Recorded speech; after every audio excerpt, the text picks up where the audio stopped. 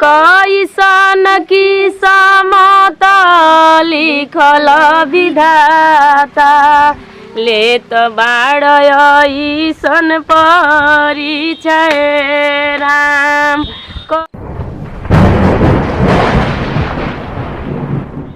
भगवान का दरबार बहुत लंबा चौड़ा होता है। जिसका दुनिया में कोई नहीं होता उसकी पनाह भगवान के दरवाजे पर मिलता है। दुनिया वालों ने तुमको ठुकराया, लेकिन इस धर्म स्थल पर तुम्हें शरण मिली और इस धर्म स्थल के लिए तुम सदा सदा हेतु समर्पित हो जाओ। इसी में तुम्हारा कल्याण है, इसी में तुम्हारी भलाई है। बाबा, हम धरती के शपथ खा के कहतनी कि गेरुआ के बस्तर में हम रंगा जाई, गुरु गोरखनाथ के हो जाई, मगर जीवन में कभी ना हम किसी को ना होई, सिर्फ गुरु गोरखनाथ के होई। बाबा, दुनिया का रिश्ता स्वार्थ से परिपूर्ण होता है बच्ची, लेकिन परमात्मा का रिश्ता निस्वार्थ होता है। परमात्मा का रिश्ता ही सबसे बड़ा और असली रिश्ता होता है। इसलिए यदि तुम गेरुआ बस्तर को समर्पित हो गई तो समझ लो कि भगवान को समर्पित हो गई, और तब दुनिया वाले तुम्हारा बाल बांका नहीं कर सकते। बस गा लो। क्या गाना है कि राम नाम भज लो अकेला। अरे अकेला इस दुनिया में आया है आदमी इसीलिए कि उनका नाम ले। राम नाम भज लो अकेला, झमेला में मती पड़ी हसुगना। राम नाम भज लो, अरे राम नाम भज लो अकेला, झमेला में मती पड़ी हसुगना। और मत पड़ी हसुगना, हो मत पड़ी हसुगना। झूठा है, अरे झूठा है दुनिया का मेला, अकेला है। झूठा है दुनिया का मेला, झमेला में मती पड़ी हसुगना। राम नाम भज लो अकेला। तो बस बच्ची, उस परमात्मा के भजन में अपने जीवन को समर्पित कर दो और इसके बाद तुम्हारा जीवन धन्य हो जाएगा। ये सरंगी लो और इस पर भजन का अभ्यास करो। भजन का अभ्यास करो। पकड़ो, ऐसे पकड़ा जाता है, देखो ऐसे पकड़ो, यहाँ से। हाँ, गाओ गाइए बाबा। गाओ गाओ, कुछ गाने का प्रयास करो। सिखाइए ना, एक बार और भी प्रयास करिए। ये अपनी परिस्थिति ही गाओ तुम, जो तुम्हारे साथ घटित हुई है परिस्थिति उसी को गाओ ना। अरे कोई सन किस्मत लिखल विधाता, लेत बाड़ई सन परीक्षाए राम। कोई सन किस्मत लिखल विधाता, लेत बाल कोई सन परिचय। अरे लेत बाल कोई सन परीक्षाए प्रभु जी, लेत बाल सन परीक्षाए राम। लेत बाल कोई सन परिचय प्रभु। अगला कड़ी देखो बच्ची कि अरे माई बाबू मरी गईले, बन गई निटुअरी, नइखे हमर कोई सहारा ये राम। अरे मरी गईले माई बाबू, बन गई निटुअरी, कोई नइखे दुनिया में सहारा ये राम। आरे कैसन परीक्षा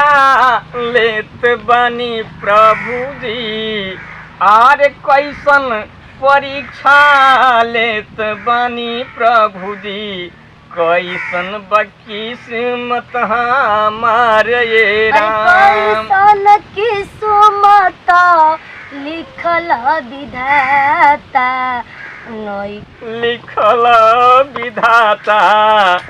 आरे लेत बाड़ कैसन परीक्षा, राम नाम भजला मैनवा। आरे राम नाम भजला मैनवा, भरम मिट जाए आर्य काम क्रोध मदना सतैहे, आर्य काम क्रोध मदना सतैहे, बाबा।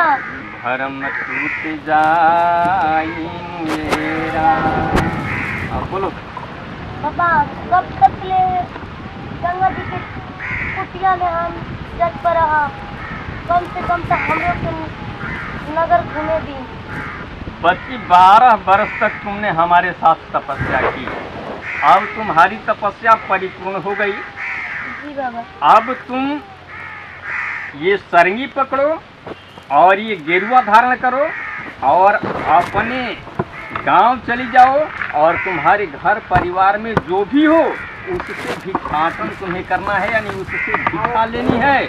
और जब तक भिक्षा तुम्हें घर से न मिल जाए तब तक तुम्हारा योग परिपूर्ण नहीं होगा, और भिक्षा मिल जाने के बाद तुम्हारा योग परिपूर्ण हो जाएगा, और तब दुनिया के कल्याण में तुम लग जाओ। बच्ची लो ये गुरु गोरखनाथ बाबा के आशीर्वाद से, हाँ हाँ तुम ये शरीर संभालो। नगर मानतनी चाची के अगर हाथ के भिक्षा ना मिली तो तुम भिक्षा मरना पूरा है। तुम प्रयास करना, परिवार में तुम्हारी चाची हो चाचा हो, तुम इस रूप में अब तुमको कौन पहचान पाएगा। 12 वर्ष तक तुमने यहाँ बैठकर तपस्या की, तुम्हारे अंदर बहुत सारे परिवर्तन हो गए, इसलिए लोग पहचानेंगे नहीं, और उनसे भिक्षा लेकर और तब अपनी तपस्या को सफलीभूत करके और दुनिया के कल्याण के लिए लग जाओ। तथास्तु, यही हमारा आशीर्वाद है। जय गुरु गोरखनाथ। ऐसन की समता लिखल विधाता, लेत बाड़ ऐसन परिचय राम। कैसन की समता लिखल विधाता, लेत बाड़ ऐसन परिचय राम। माई बाबू मरी गईले बनी गई निटुआरी, नहीं केहू बाटे मोर सहारा ए राम। कैसन की समता लिखल विधाता, लेत बाड़ ऐसन परिचय राम।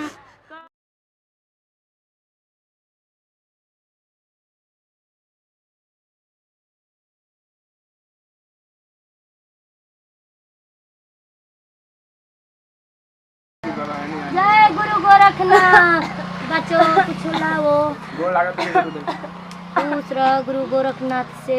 तनी देखी ना हमार पत्नी के का होल बा, तनी एकरा सिर्फ हाथ ऐसन रख दी ना कि तबियत ठीक हो जावे। चार दिन के तबियत अगर खराब रहत दवा करावत हम तबियत हमरे उल्टे बुझा तो खराब हो जाई। दूर रह बच्चा, दूर रहो, थोड़ा से दूर रहो।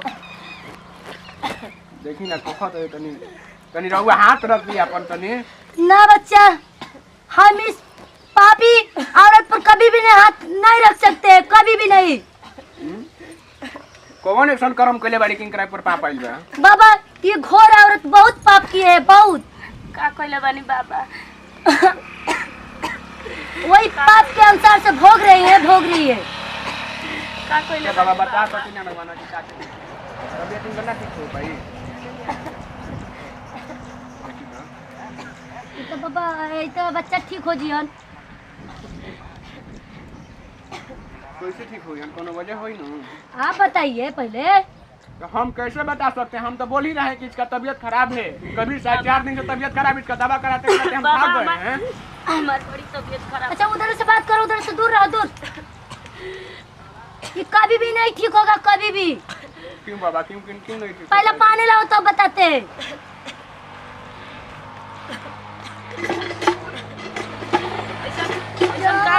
करब कमाई उतंगे आंगे आई, जवन करब कमाई उतंगे आंगे आई।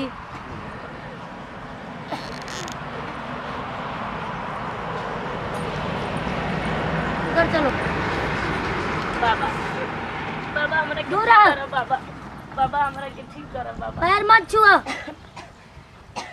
बच्चा यहाँ खड़ा रहा, हम बताते नहीं का कहानी बा इनकर। बताई बाबा, रोबे ने बताई का कहानी बनी। देखो बच्चा, ई इतना घोर पाप कैले वाली कि इनकर पाप 7 जन्म का मरते जन्म तक कभी पाप इनकर कट ना सकेला। इनकर जब जेठ दियादिन रही वो दियादिन के एक लड़की रली ना। हाँ रली है। झूठ मत बोलियो ना ठीक है। ऊपर वाला देखा तल ई का कहली यू लड़की के खैला भी न डाल दियो। बर्तन मजबहन, झाड़ू लगबहन, पोछा करबहन, बहुत मार मरब तू। झूठ मत बोलियो। आज इस स्थिति में बाल बच्चा तू लोग के कोई नहीं के। ना बाबा नहीं थे, हम लोग के कुछ भी नहीं थे। ई कुल पाप कहाँ जाई? हम के केहू नहीं के बाबा। थोड़ा गैर से सोचा बच्चा, गैर से। कुछ समस्या कहलो। उ लड़की के का कहली रात के सुतरे जाला चिप के तू गोड़ धैला आई मुड़ी धक मुआ धैली। जय गुरु गोरखनाथ के महिमा परंपार बा। प्रिया आई, हमने के प्रिया आई, प्रिया हमने के प्रिया आई। हमसे दूर रहो। छोड़ भाभी, छोड़ भाभी, हम प्रिया ना आई। छोड़ भाभी, हम तो गुरु के माफ कर दे बेटी। ना भाभी, हम तो जाए दे ना भाभी, छोड़ दे बेटी। बेटी प्रिया आई, हमारी प्रिया आई बेटी। देखो माई, छोड़ के मत जा। तुहार अब बेटी हम ना रह चुकनी। हम तो गुरु गोरखनाथ के हो गई। जाए दिन तू गंगा जी के तट पर हमके लाख छोड़ के आ गई। वहाँ गुरु जी एगो रहलन जोगी बाबा, वो हमरे के जब पहले कहानी सुन लो, जब वहाँ हमरे के बाबा हम छटपटाए लगन वही कफन में, तो बाबा हमरे के कफन खोलन, पानी पियलन, 14 बरस हमरे के भजन सिखैलन। और गुरु गोरखनाथ के हमरा के मुंडन कैलन। वही गुरु गोरखनाथ के हम शपथ खैनी कि आज ले गुरु के द्वार में रह। जय गुरु गोरखनाथ। प्रिया मत जा, प्रिया हमने छोड़ के मत जा।